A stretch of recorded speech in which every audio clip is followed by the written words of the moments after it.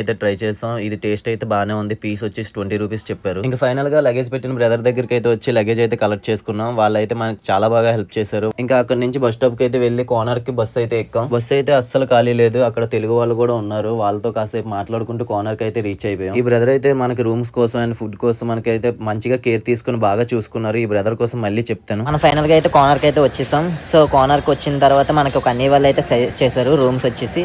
ఆ రూమ్ వచ్చేసి చూడండి, చూపిస్తాను. హోటల్ ఆదిత్య రూమ్స్ అయితే చాలా బాగున్నాయి, బడ్జెట్ ఫ్రెండ్లీలో ఉన్నాయి. మాకైతే మంచిగానే వర్కౌట్ అయ్యింది.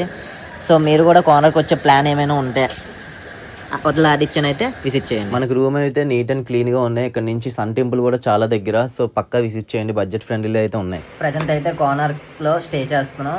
మనం కోనార్క్ వచ్చిన తర్వాత కొన్ని మంది తెలుగు వాళ్ళు కనిపించారు మనకి. కానీ చెప్తున్నాను, మన తెలుగు వాళ్ళు ఎక్కడున్నా మంచి వాళ్ళే. చాలా బాగా మనల్ని ట్రీట్ చేశారు, రిసీవ్ చేసుకున్నారు. దగ్గర ఉన్న లాడ్జ్లోని వాళ్ళకి తెలిసిన కాంటాక్ట్స్ యూజ్ చేసి మనకి ఆ లాడ్జ్కి పంపించడం అండ్ హోటల్ ఫుడ్ తిన్నావా లేదో కనుక్కోవడం. రేపు ఏమైనా ప్రాబ్లం అయితే ఇంకా ఇక్కడ విజిట్ చేయాల్సిన చాలా ఉన్నాయి. రేపు ఏమైనా ప్రాబ్లం అయితే నేను కూడా వస్తాను మీతో టెంపుల్కి, మీతో ట్రిప్కి నేను వస్తాను. మీకు దగ్గరుండి అన్నీ చూపిస్తాను, కంగారు ఏం పడకండి. ఏమైనా ప్రాబ్లం అయినా పర్లేదు, నేను చూసుకుంటాను అని చెప్పి దగ్గరుండి నెంబర్ పంపించి నెంబర్ ఇచ్చి మనతోనైతే మాట్లాడారు. జాగ్రత్త అని కూడా చెప్పారు. సో అన్నీ ఆ వీడియో మీకు ఇక్కడ ప్లే చేస్తాను, చూడండి.